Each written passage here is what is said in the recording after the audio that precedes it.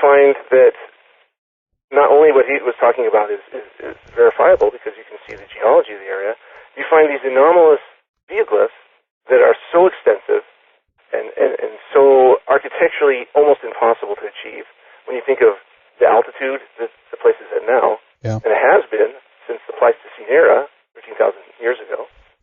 And if you combine that with what Poznański was saying and the chronicles of the area from the Inca and the pre-Inca, you realize that you're seeing something that is extraordinary, and its significance is far beyond what most people right now, I think, can actually piece together, because there's so little information on this phenomena.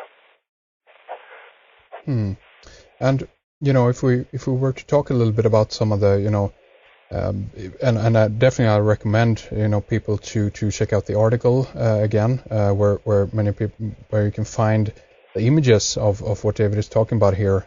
Google screen captures basically, but also what you can do is actually that you go on Google Earth and you actually search for Tiwanaku, or you can even link up from a place mark, and I can have this up on the website too. This is a GMC file, and you can just click on this, and this will take you directly to this location that David is talking about. So you actually can fly around the area and take a look for yourself there, and that's a really incredible part about this. But I mean, what we see there is basically, as you mentioned, there's like a myriad of very intricate lines. Some look like perfect squares. Some are rectangles. We even find circles. Do you know at this point how big some of these lines are? I mean, what when we're looking upon this here, are we talking about several 100 meters or just a few meters each? Do we know, David? Yeah, you can actually measure them with some of the applications on Google Earth. In the images that I captured and subsequently put in an article that was on Reuters News Update, and also in UFO magazine, I think in the June-July issue that came out. You can actually see a superimposed 747, which I put in this. This is about 250 feet long. And it's superimposed for scale. You can find whole hillsides that have had rock removed in these strange sort of labyrinth-like patterns. Mm-hmm. They don't run horizontally along the sides of these mountains. In many cases, they run vertically, perpendicularly. Sometimes there's these weird sort of rectilinear cells that are on the mountainsides. And they're all packed together. But when you see, you can actually see the superimposed 747, you can see that it can actually fit into some of these rectilinear shapes. And sometimes it'll take a couple 747s to actually fit into these shapes. So we're talking about millions of tons of rock that has been removed, and an extensiveness that would require architecture and surveying and deliberation of many centuries. But if you're thinking about a human agency actually having created it, that would make sense. When Pizarro came into the area with his conquistadors, and actually was able to have some of the priests chronicle what the Incas said about at least Tiwanaku. The legends all stated that the area had been produced for a legacy of a race that was soon to be destroyed, and that it had been created incredibly quickly. And by means that were not conventional at all. So these things are what the chroniclers say, and they also say other astounding things, like there were several different races of people, and the farther back you go, the races of people become races of something else, humanoid, but not exactly human. Yeah. And that's what Poznański actually realized, too, when he was excavating Tiwanaku. He uncovered skeletons that were incredibly anomalous. Skulls that had cranial capacities up to 3 times larger than modern men. That is incredible. Fossilized. Huh. Wow. And they still actually exist in the museum in La Paz. Yeah. So, And I think David Hatcher Childress, who's also chronicled much about Tiwanaku and other megalithic sites on the Earth, had actually captured some images of these anomalous skulls. He actually called them the cone heads of Bolivia. right. But that's what they look like. They have these incredible craniums that come to points, and the cranial mass is sometimes up to 3 sizes of modern men. You can't create that sort of thing with binding of the skull, which is really common in the Americas, with the ancient Indians. And then sometimes actually in Asia, but the only way this can happen is if there's a genetic sort of predisposition to large cranial mass. Right. And do we know how old these skulls? Have they done any testing on them? Do you know? Poznanski found these skeletons in the Pleistocene alluvials that were covering Tiwanaku. So they were fossilized, and they were at least as old as the detritus had been pulled over the area by water, which he called marine alluvials, signifying that he thought that they had been brought over by the ocean, which is an incredible statement, knowing that the Andean range is, at that area, 13,000 feet high. Yeah. I mean, so he thought they were at least predating... They were at least 13,000 years old, but probably in the order of around 30,000.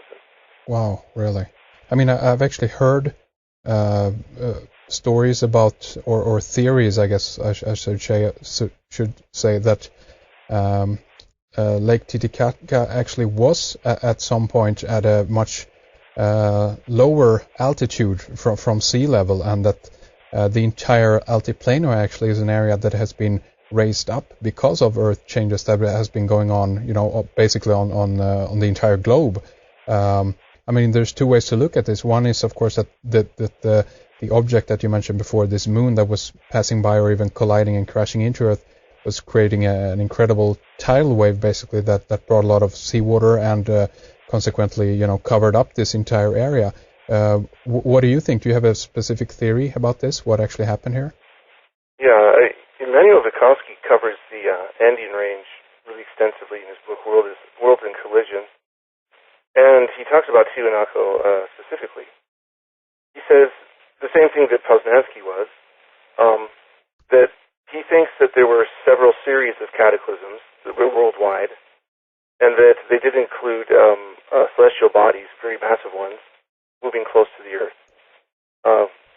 The effects of a small moon that's actually recorded in the great sun calendar that's there at the great temple in Tiwanaku actually says the same thing. But what Vygotsky was saying was that when these moons actually move so close into the atmosphere of the Earth, not only did they fragment, they also, like you were saying, pull huge tidal bulges around the near the equator. Yeah. As soon as they fragmented, then these large floods that would have moved across the surface of the land retreated towards the poles, carrying all the Pleistocene flora and fauna with it. Yeah. And indeed, when you actually look at what's deposited in Alaska and in Siberia and other places in northern Canada, you find what's sometimes termed muck, a mixture of coniferous trees, deciduous trees, flora and fauna from the temperate and tropical zones, as well as the Arctic, all combined into one mass. Hippo, crocodile, dire wolf, saber-toothed tiger, mastodon, all these animals crunched into one layer. And even Charles Darwin was able to find evidence of this in the glaciers of the Andes when he was visiting Brazil. But the thing that Vygotsky was noticing was that there seemed to be several series of these cataclysms, and that the Andes had indeed actually been raised for several thousand feet every time these cataclysms came to the Earth. And also that he thought that Tiwanaku and Lake Titicaca were at sea level at one time, Right. and that it was it was actually an inlet to the actual bustling port city at one time. That is fascinating. And one thing I'd like to ask you a little bit about is if you think that there is basically a message in the carvings, if you will, these etchings that are in the landscape, because in your article that you wrote for officialdisclosure.org or Survival Mall, that there is a little bit of hint that this is pointing towards an alien or artificial or almost some otherworldly type of communication that is going on here. Can you elaborate on that a little bit? Yeah, the shapes that you see are, according to what some of the Pizarro's chroniclers had recorded, the shapes that you see are actually supposed to cause a consciousness change in men, in the actual observer.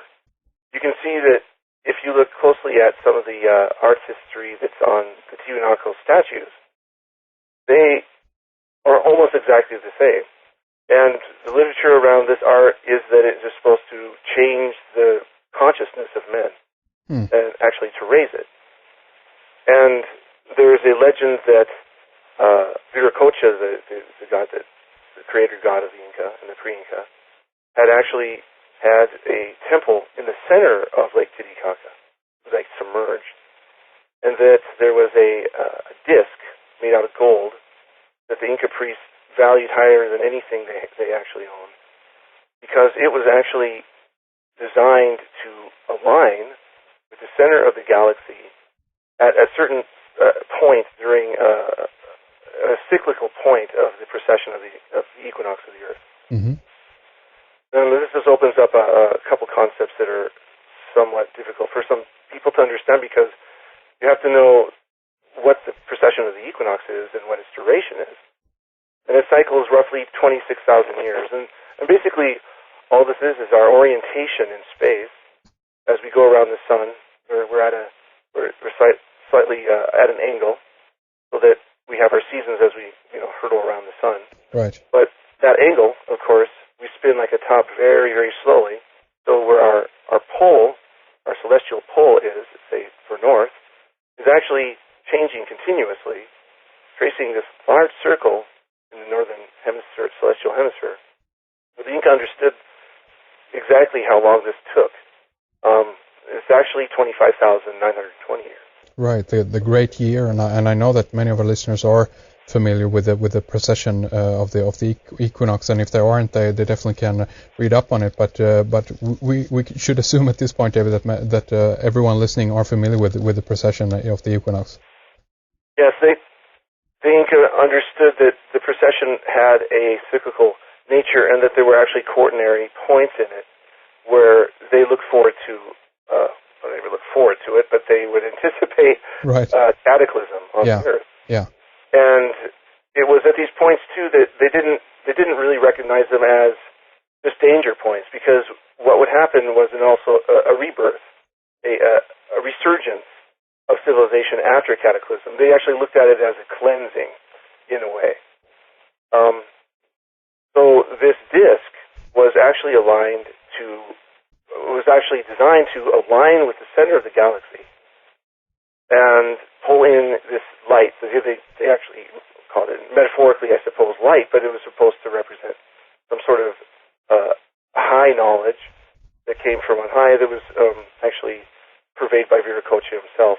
And Viracocha actually fits a lot of the cosmological creation myths that are found in the Middle East.